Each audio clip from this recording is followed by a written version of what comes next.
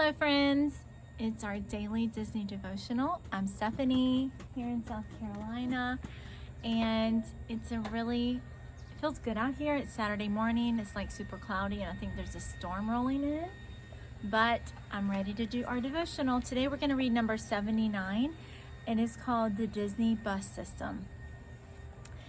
It's that time once again to travel to another park, our last one, Animal Kingdom. Before we discuss that park, just like before, we have to travel there. We took a monorail between our first two parks and then the boat between the next two. So how do we get from Hollywood Studios to Animal Kingdom? Unfortunately, we can't use either of those methods again. It's either car or bus this time, unless we want to walk. I don't think that you're even allowed to walk that route, but no thanks anyways. Let's try the bus instead this time.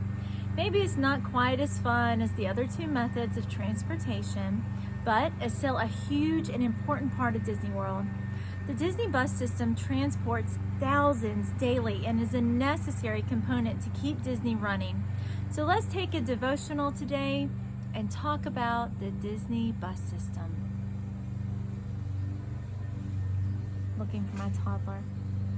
Disney World has nearly 400 buses in their fleet, making it the third largest bus system in Florida. Most of the drivers use this as a second job or a retirement job on the side, as it pays around $10 to $12 an hour. Most do it just for fun, to make a little spending money or just to have something to do. There is a bus that runs from every Disney resort hotel to every park and to Disney Springs.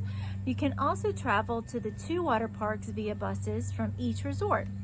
Most of the buses began around an hour before the parks open and run up to an hour after the parks close. The Disney Springs bus finishes at 2 a.m. Disney has recently put visual screens at the top at the resorts, showing the guests how long it will be until the next bus arrives. These new systems track the buses through GPS so that they can give an exact time of arrival. This has come to calm some of the frustration and confusion about when buses are scheduled. In some places, Disney has installed special lanes just for the buses, and some even get special traffic signal patterns to allow for better traffic flow. That's very smart. Disney has also begun testing electronic buses instead of diesel fuel. It is thought that at some point in the future, all of Disney buses will be electric. Disney has a very special use of buses in their Magic Express system. This is the perk of each Disney resort guest that receives and allows them a free ride to and from the airport and the resort.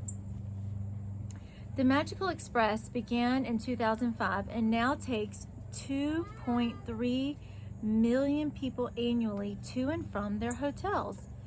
In contrast, Universal Studios charges a fee to shuttle, and guests must carry their own luggage.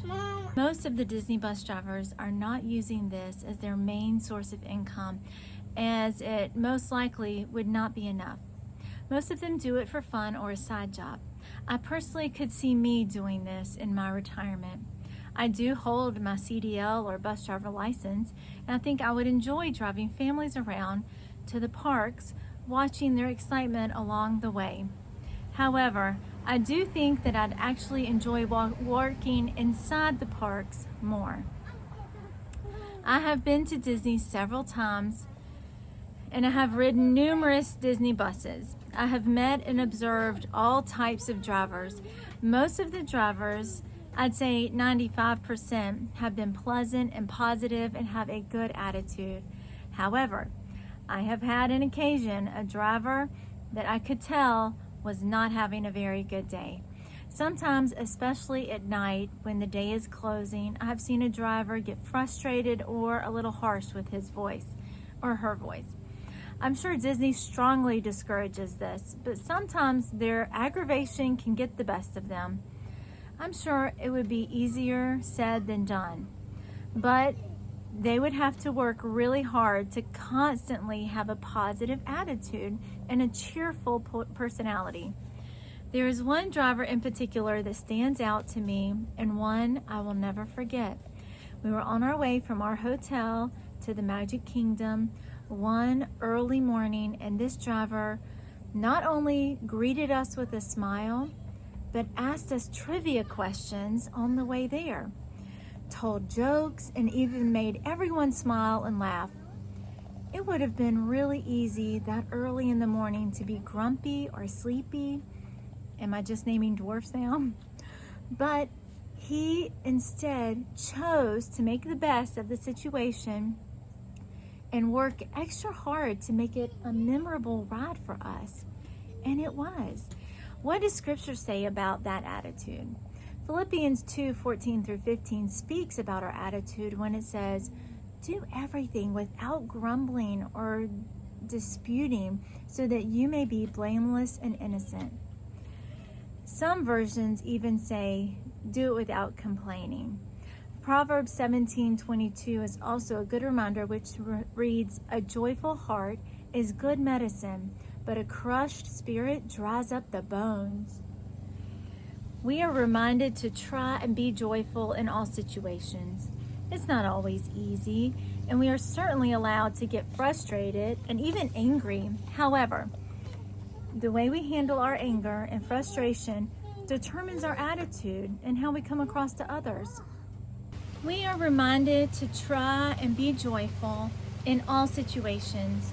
It's not easy, and we are certainly allowed to get frustrated and even angry. However, the way we handle our anger and frustration determines our attitude and how we come across to others.